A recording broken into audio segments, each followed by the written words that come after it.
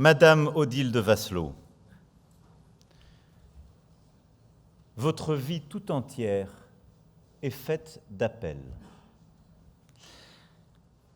En vous, très jeune, retentit l'appel de l'absolu, car vous naissez au sein d'une vieille famille française, dans une lignée d'officiers de cavalerie, où l'on vous apprend à croire à plus grand que vous et à servir plus vaste que vous,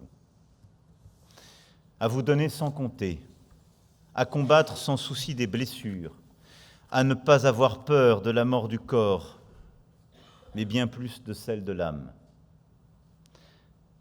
Un jour, le 18 juin 1940, retentit un appel plus précis. Cet appel est celui de la résistance, et il prend la voix du général de Gaulle.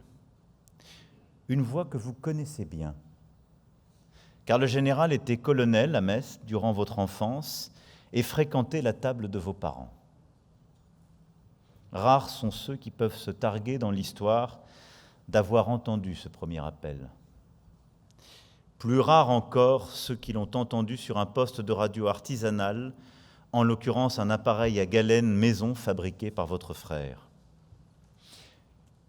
Vous avez 18 ans en 1940 et votre résistance commence par de toutes petites choses.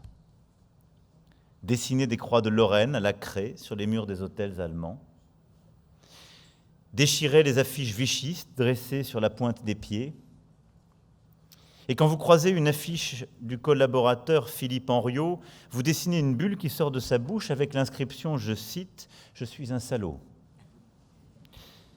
Puis les petites croix deviennent de gros paquets de courriers que vous portez de Paris à Toulouse tous les samedis, à l'insu de votre famille.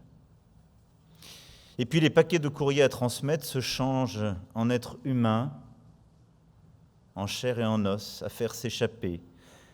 Et votre vie se met à ressembler à un film d'espionnage. Quand un membre de votre réseau, Comet, vous indique des parachutistes anglo-saxons à sauver, il faut d'abord vérifier qu'il ne s'agit pas d'un piège allemand. Comment reconnaître un authentique aviateur allié ? Dans la Grande Vadrouille, tout le monde s'en souvient, il suffit de siffloter T-42. Mais dans la vie réelle, vous nous donnez l'astuce, il faut lui demander quel est le dernier repas qu'il a pris outre-Manche. Et s'il vous dit qu'il a mangé des carottes râpées, alors tout va bien. Il est avec nous. Car la Royal Air Force gave ses pilotes de carottes pour améliorer la vue, paraît-il. Alors, sous le nom de guerre de Jeanne, vous leur faites passer la frontière franco-belge dans la nuit, en marchant dans les cours d'eau pour empêcher les chiens de suivre votre piste. Vous prenez le train avec eux, avec un luxe de précaution, ne pas les quitter d'une semelle, répondre à leur place quand on leur pose des questions. Avez-vous peur dans ces moments-là ? Avez-vous eu peur le jour où ils ont arrêté vos aviateurs dans votre wagon ? À peine. La peur ne rentrait pas en compte. Vous êtes de cette trempe de femmes dont on fait les Antigones et les Jeanne d'Arc. Et votre devise est toute simple. Il fallait bien faire quelque chose. On n'a jamais le droit de rester ainsi et de baisser les bras. L'après-guerre, d'ailleurs, n'a pas faibli votre volonté de servir. Après l'appel de la France est venu l'appel religieux, sous une forme précise, la congrégation Saint-François-Xavier et sa mission éducative. Votre diplôme d'histoire en poche, vous devenez enseignante, accompagnez Madeleine Danielou dans cette merveilleuse aventure pédagogique qui vous mène jusqu'en Côte d'Ivoire, à Abidjan. Vous fondez et dirigez pendant 20 ans un collège vite prolongé par un lycée.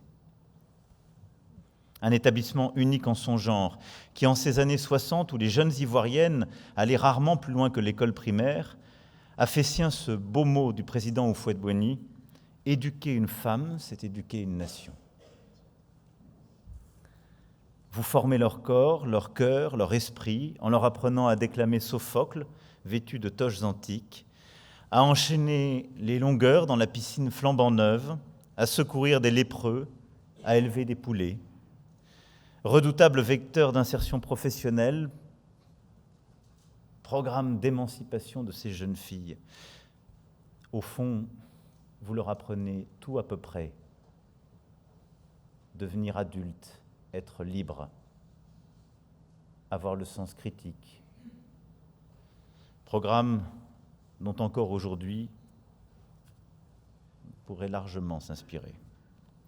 Vous régnez sur vos 1500 jeunes filles et vos 10 hectares avec une autorité de fer, admirée, je crois, à bonne distance par les élèves qui connaissent votre poigne et qui, aujourd'hui, vous en sont infiniment reconnaissants et éternellement fidèles.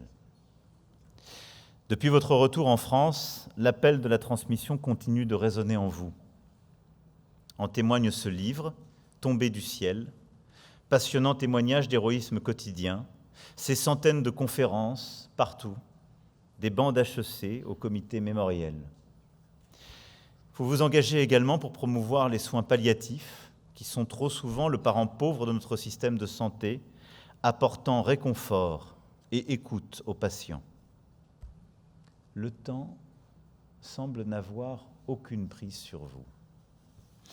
Alors que vous avez dépassé, je me permets de le dire ce soir, les 102 ans, vous voilà aussi vaillante que ce défilé du 14 juillet où j'avais eu l'honneur de vous saluer l'an dernier. Toute votre vie, vous avez répondu à ces appels et vous avez été une passeuse de messages, passeuse d'aviateurs, de savoir, de sens, d'enthousiasme. Ce petit Dieu qu'on a en soi. Votre existence, comme les nôtres, est scandée par les appels, mais votre honneur est d'avoir su les entendre et les suivre. Et votre parcours nous aide à discerner, dans nos quotidiens parfois encombrés, quels appels sont les nôtres et quelle impérieuse nécessité de l'histoire ou de la conscience nous devons suivre.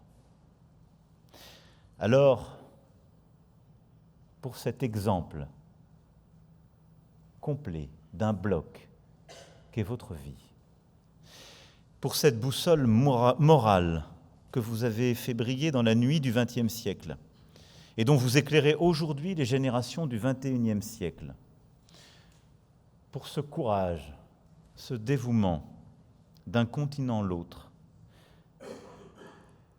j'ai l'honneur ce soir et le grand bonheur, Madame, de vous élever à la dignité de grand officier de l'Ordre national du mérite.